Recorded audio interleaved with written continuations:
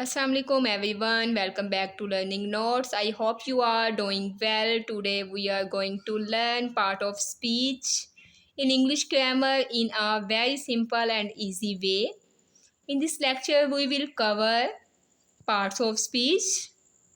What are part of speech? Their types and definitions, then example, rules. So without wasting any time, let's get started. What are part of speech?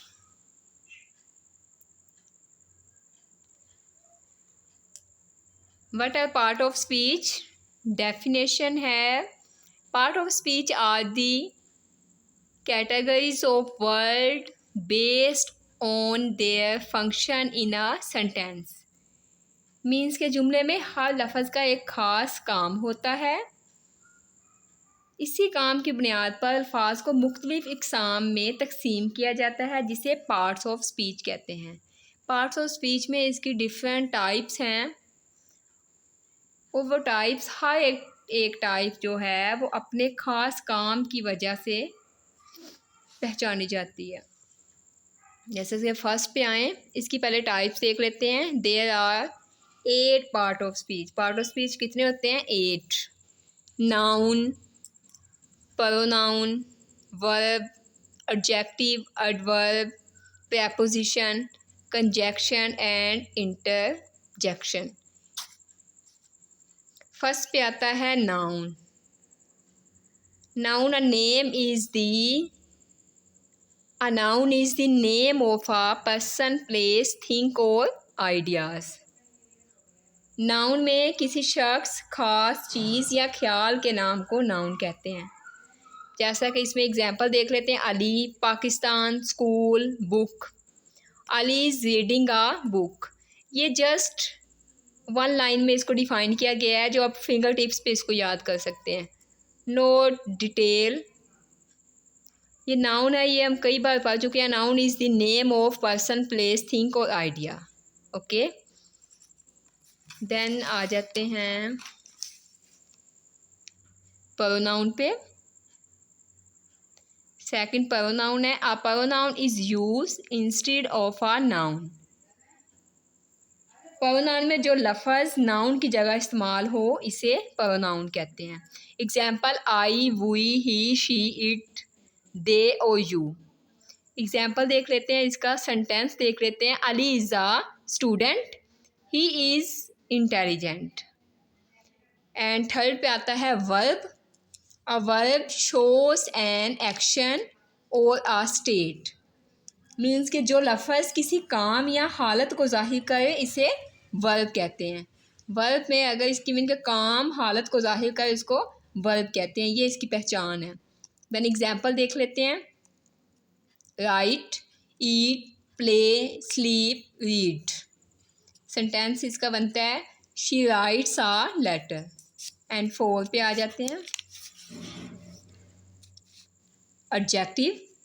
N adjective describes a noun और pronoun.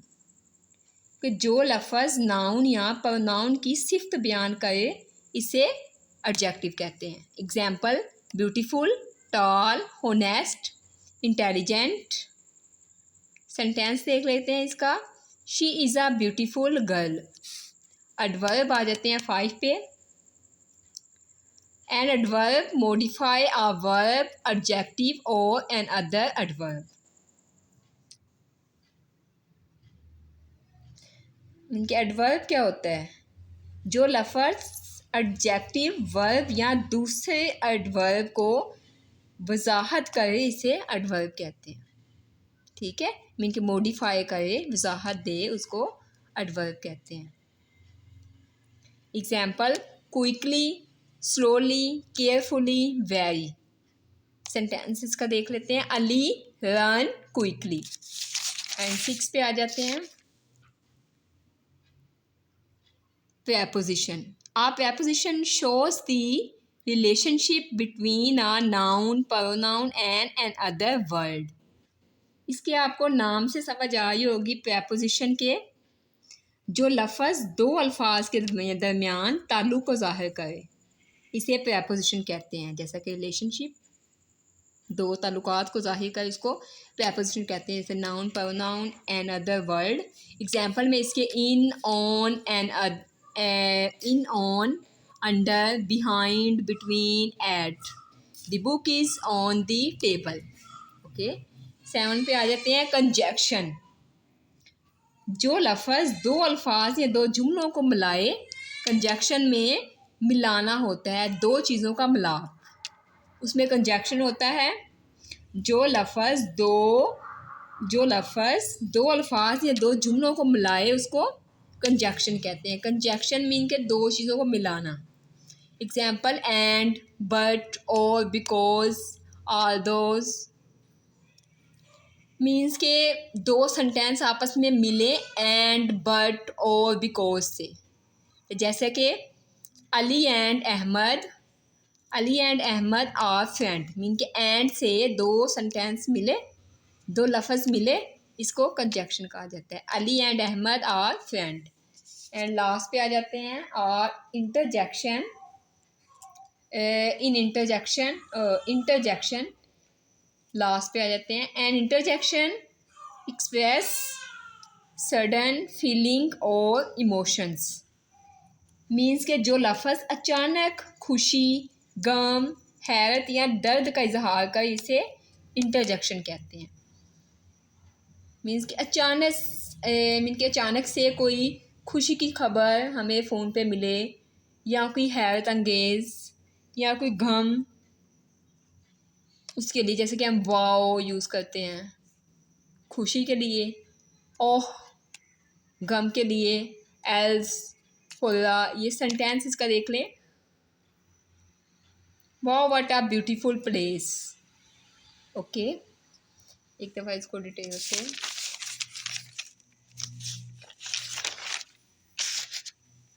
इसको आप note कर सकते हैं।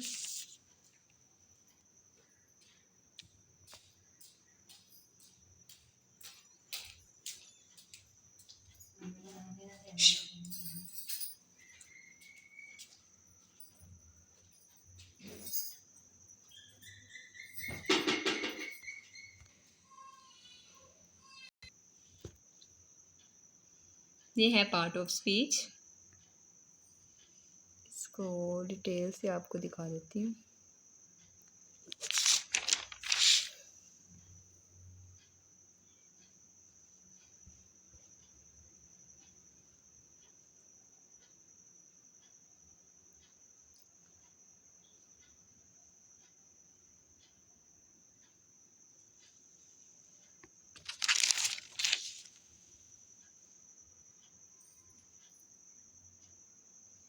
I hope you understood part of speech clearly. If you found this video helpful, then like this video to learning notes for more English grammar lesson and study notes.